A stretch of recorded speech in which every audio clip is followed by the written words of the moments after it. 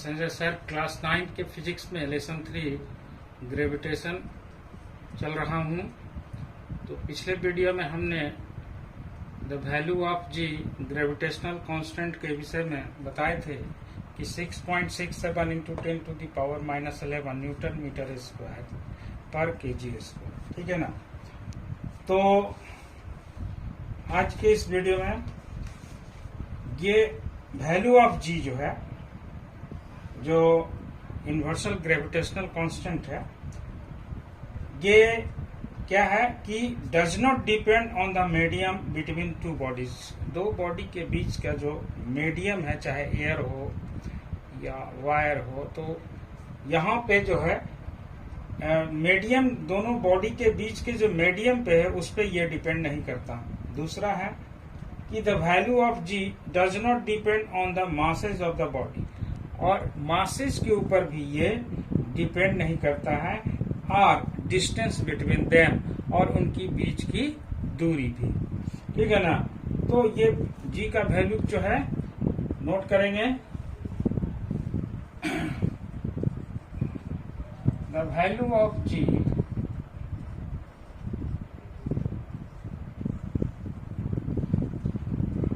does not depend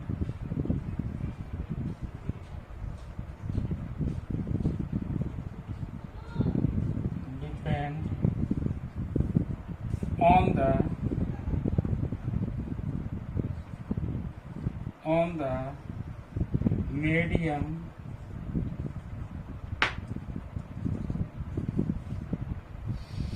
between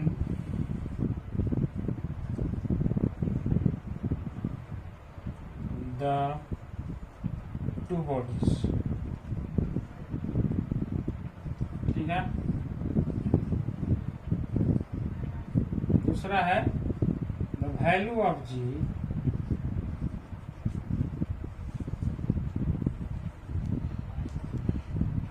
does not depend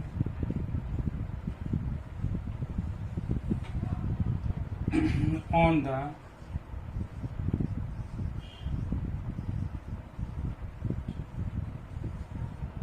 masses of the bodies or the distance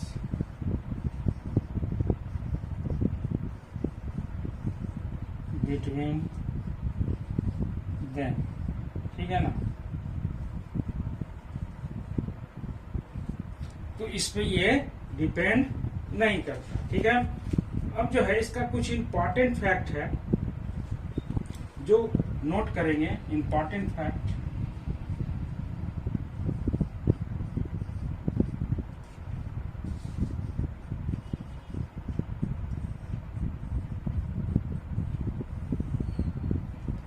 number 1 कहता है important fact में, if we double the distance between the two bodies, अगर हम दोनों body के distance को double कर देते हैं, द ग्रेविटेशनल फोर्स बिकम 1/4। तो ग्रेविटेशनल कितना हो जाता है? 1/4। ठीक है ना। If we double the distance between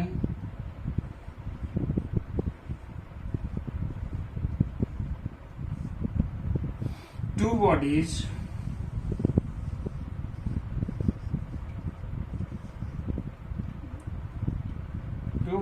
the gravitational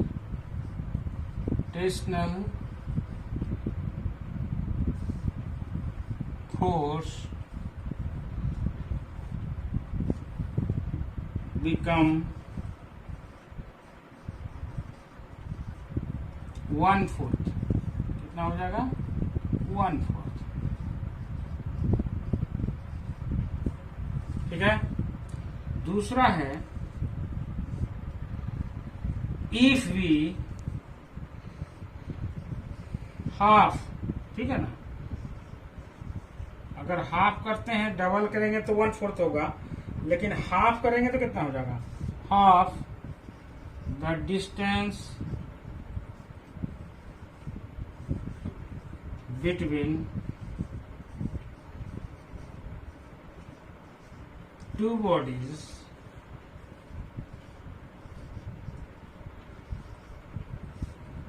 the gravitational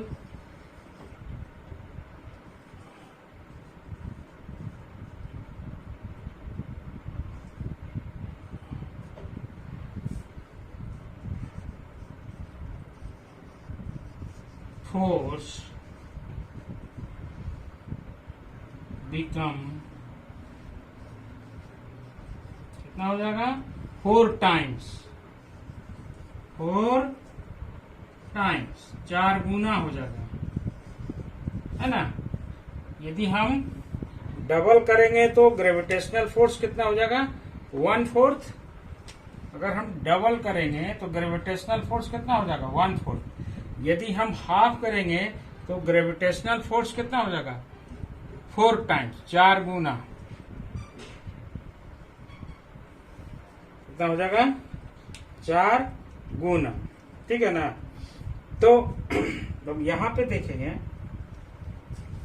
कि F इज, एक सेकेंड, सिंस क्या हो गया, F इजकल टू कितना हो गया, G into M1 into M2 upon R square, ठीक है ना। अब G इजकल टू क्या हो जाएगा, जब G को निकालेंगे, G इजकल टू क्या हो जाएगा, G इजकल टू हो जाएगा F इंटू, ऊपर चला जाएगा R square upon M1 into M2। अब यहाँ पे देखिए mass of one bodies, mass of second bodies, तो mass of one bodies multiply mass of second bodies, तो क्या हो जाएगा, अगर केजी में रहेगा तो केजी स्क्वायर हो जाएगा, है ना। डिस्टेंस तो ऑलरेडी स्क्वायर में है। तो यहाँ पे जो SI unit,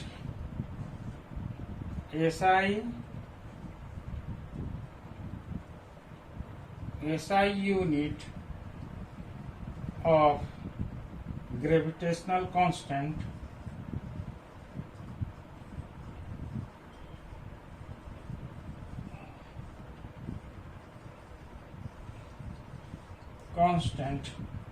G equal to क्या हो जाएगा, फोर्स का न्यूटन, ठीक है, डिस्टेंस का क्या होगा, मीटर, स्क्वायर है तो स्क्वायर, अब KG into KG, KG square, तो इसका एसआई यूनिट हो गया, ठीक है।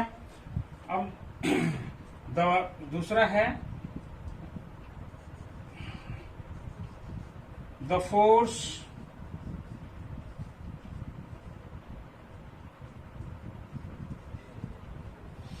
force of gravitation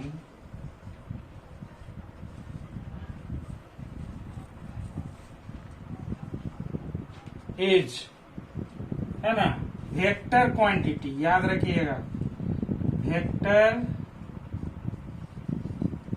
क्वांटिटी, ये वेक्टर क्वांटिटी है ना। तो ये हो गया। अब एक एग्जाम्पल देखते हैं, एग्जाम्पल देखिए कि let mass of two bodies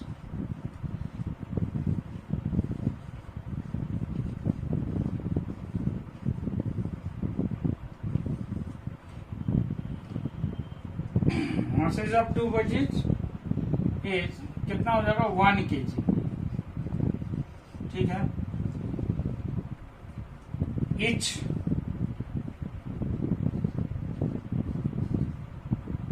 are placed with their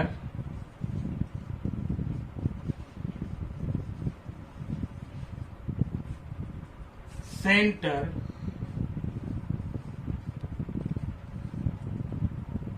one metre apart, ठीक है। तो देन क्या हो जाएगा, यहाँ पे अगर दो बॉडी है M1 और यहाँ पे सेकंड बॉडी है M2, दोनों का मास 1 kg है, ठीक है, और डिस्टेंस दोनों के बीच कितना है 1 मीटर, कितना है 1 मीटर। तो यहाँ पे F इक्वल टू कितना हो जाएगा, F इक्वल टू कितना हो जाएगा G into M1 into M2 upon R square, ठीक है।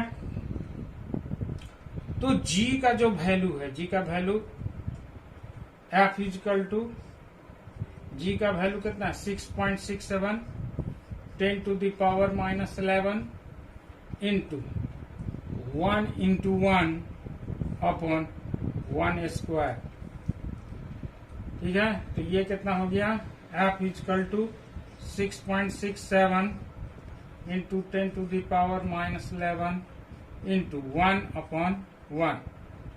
1 अपॉन 1 इक्वल टू क्या हो जाएगा, 1 हो जाएगा इंटू 1।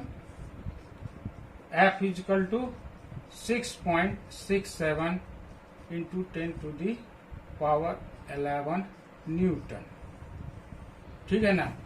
तो ये इतना फोर्स अप्लाई होता है अगर हम 1 मीटर के डिस्टेंस रखते हैं दो बॉडी को और दोनों का मास अगर 1 kg होता है, तो हमारा फोर्स दोनों बॉडी पे कितना काम करेगा 6.67 into 10 to the power -11 newton काम करेगा, ठीक है ना।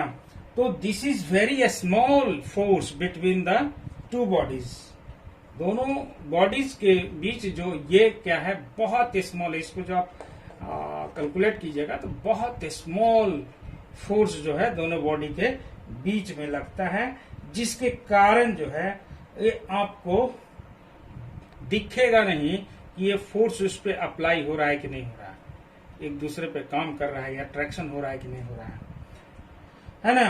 तो various object on the earth attract one another constantly, they do not cause any motion, है ना, because gravitational force attraction between, है ना, देम इज वेरी स्मॉल। तो ये आप जो हम अभी बताएं कि ये दोनों जो है बहुत कम फोर्स अप्लाई हो रहा है, बहुत स्मॉल फोर्स हो रहा है, जिसके कारण जो है जो उसके बीच में जो मोशन जो है दोनों बॉडी के बीच में वो आपको दिखेगा नहीं, दिखाई नहीं पड़ेगा, या एक दूसरे के प्रति खिंचाव या अट्रैक्शन नहीं होगा, ठीक है ना। तो ये पॉइंट हम नोट कर लेंगे, ठीक है, करेंगे। This is very small force between them 6.67 into 10 to the power -11 newton. तो the various object on the earth, earth पे जितने भी ऑब्जेक्ट है वो अट्रैक्ट वन अनदर, एक दूसरे को अट्रैक्ट करता है constantly, they do not cause any motion, उसमें कोई मोशन नहीं होता है, because the gravitational force of attraction between them is very small, बहुत छोटे क्वांटिटी में, बहुत ही कम मात्रा में जो है दोनों ऑब्जेक्ट के बीच, दोनों बॉडी के बीच जो है फोर्स अप्लाई होता है, जिसके कारण उसमें किसी प्रकार का मोशन नहीं होता है, ठीक है ना। हम समझते हैं आपको समझ में आ गया है। कुछ बच्चे कमेंट किए थे कि कैपिटल जी का वैल्यू कैसे निकलेगा और स्मॉल जी का वैल्यू कैसे निकलेगा, तो इसके बाद जो है हम आपको बताएंगे, है ना। ऐसा नहीं है कि कैपिटल जी का वैल्यू जो है आपको जो है नहीं बता पाएंगे, कैपिटल जी का वैल्यू अगले वीडियो में, है ना, और स्मॉल जी का भी वैल्यू आपको हम साथ साथ में लेके चलेंगे। इसके अलावा जो है फोर्स जो है अर्थ या मून का जो फोर्स एक दूसरे को जो लगता है वो कितना फोर्स लगता है वो भी हम आपको बताएंगे। तो इसी तरह से आप कमेंट करते रहिए और हम बताते रहेंगे, है ना। और बहुत अच्छी बात है, आप पढ़ाई पे ध्यान दें और वीडियो को अवश्य देखें, उस पॉइंट को नोट करें, है ना, उस पर स्टडी करें, साथ साथ जो है रिमेम्बर करने का भी काम करेंगे, क्योंकि जो भी पॉइंट हम आपको लिखवा रहे हैं वो पूरा जो है एक तरह से वो निचोड़ है पूरे बुक का, है ना। तो इस पे आप जरूर काम करेंगे, उसको अपने फेयर कॉपी पे नोट करेंगे, और जो भी जहां प्रॉब्लम हो हमारे YouTube चैनल पे या वीडियो के नीचे जो है आप कमेंट करेंगे, हम उसका जवाब अवश्य देंगे। ठीक है, तो अगले वीडियो में हम मिलेंगे फिर। Thank you.